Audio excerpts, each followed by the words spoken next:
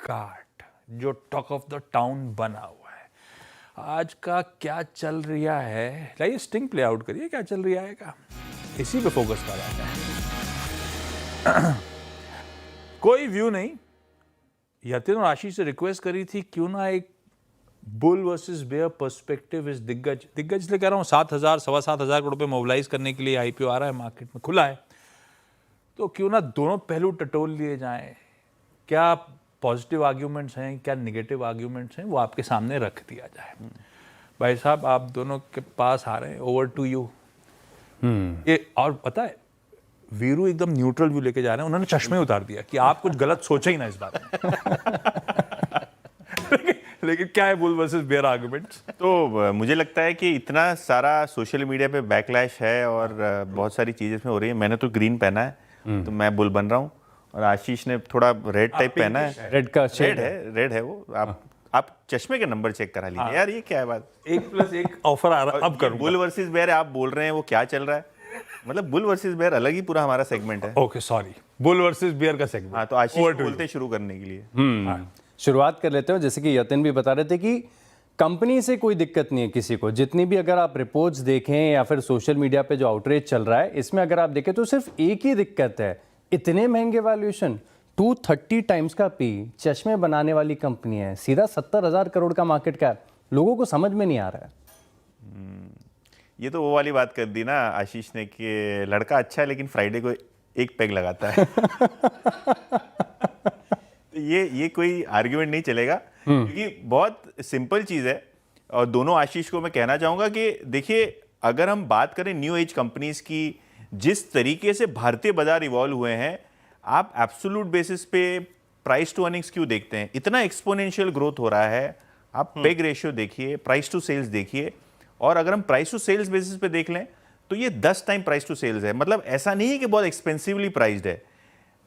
Bottom line पे obviously बहुत सारी चीज़ें कंपनी अभी सेटअप कर रही है, नई फैक्ट्री डाल रहे हैं, नए स्टोर्स डाल रहे हैं, इन्वेस्ट कर रहे हैं। तो कंपनी जब इन्वेस्टमेंट मोड में होती है और हाइपर ग्रोथ मोड में होती है, बॉटम लाइन नहीं देखी है। मतलब स्विगी और जोमेटो की कहाँ बॉटम लाइन देखी है आपने? फिर भी जोमेटो निफ्टी का हिस्सा है। तो मुझे लगता है 10 टाइम सेल्स अगर आप ये पैरामीटर देखें तो ऐसा कोई महंगे वैल्यूएशन पे स्टॉक ये कहना बिल्कुल ही जस्टिफाइड नहीं होता।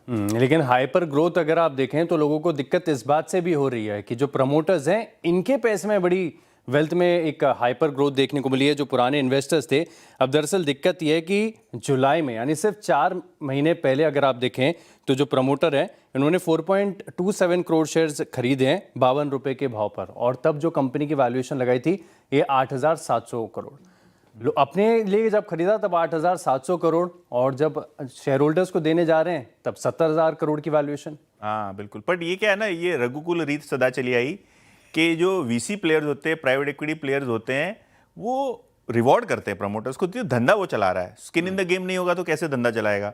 अब शेयर सस्ते में दिए, वो तो डीआरएचपी में डिस्क्लोज है। जैसे कि मैंने कहा ना, वो फ्राइडे लड़का अच्छा है, फ्राइडे को मतलब एक ग्लास और पानी पी लेते हैं, तो मतलब क्या दिक्कत है उसमें? वो डिस्क्लोज्ड है, लोगों को पता है, और ये ग्लोबल स्टैंडर्ड प्रैक्टिस है। जो वीसीज होती है, प्राइवेट इक्विटीज होती है, ये अक्सर रिवॉर्ड करते हैं।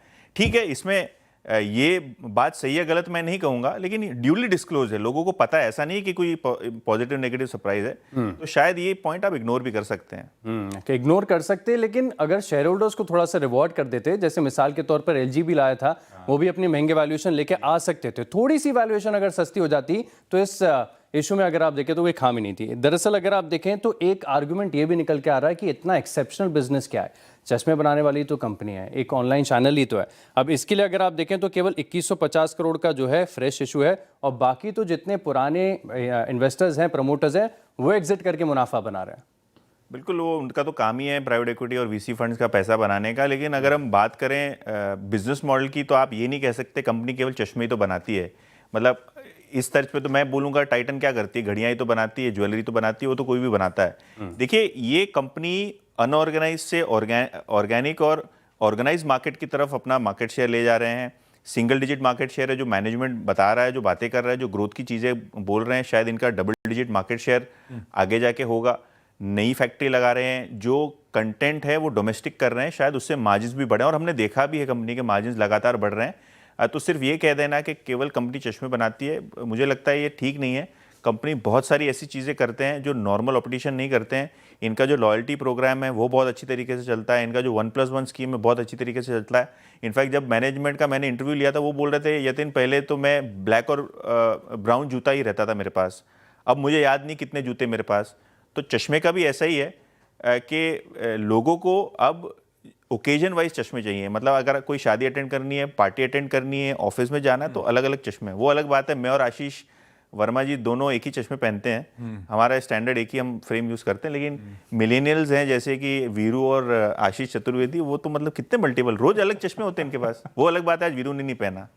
बिल्कुल, एक एक इंटरेस्टिंग उतारने के फेर में हूँ। एक आर्गुमेंट ये भी निकल कर आ रहा है दरअसल, अगर आप देखें कि एडजस्टमेंट काफी ज्यादा है, यानी मुनाफे का आंकड़ा अगर आप देखें तो इस साल आईपीओ से पहले ही बिल्कुल देखने को मिला, इसमें काफी सारे एडजस्टमेंट है, पूरे शुद्ध तरीके से मुनाफा नहीं आया और ठीक आईपीओ से पहले। तो ये एडजस्टमेंट्स भी अगर आप देखें तो लोगों को थोड़ा सा रेड फ्लैग टाइप का लग रहा है कि ठीक आईपीओ से पहले क्यों इतने सारे एडजस्टमेंट्स। बिल्कुल, एडजस्टमेंट्स तो ऑब्वियसली थोड़े बहुत दिखाई दे रहे हैं, लेकिन अगर हम बिग पिक्चर की बात करें तो उस पर नजर करने की जरूरत है। भारत का मार्केट अभी बहुत छोटा है, अंडर पेनिट्रेटेड है। अभी भी अगर आप देखें तो स्कूल ड्रॉप आउट का एक बड़ा रीज़न है कि बच्चों को मायोपिया होना, यानी चश्मे लगने की वजह से और चश्मा ना मिलने की वजह से भी ड्रॉप आउट होते हैं।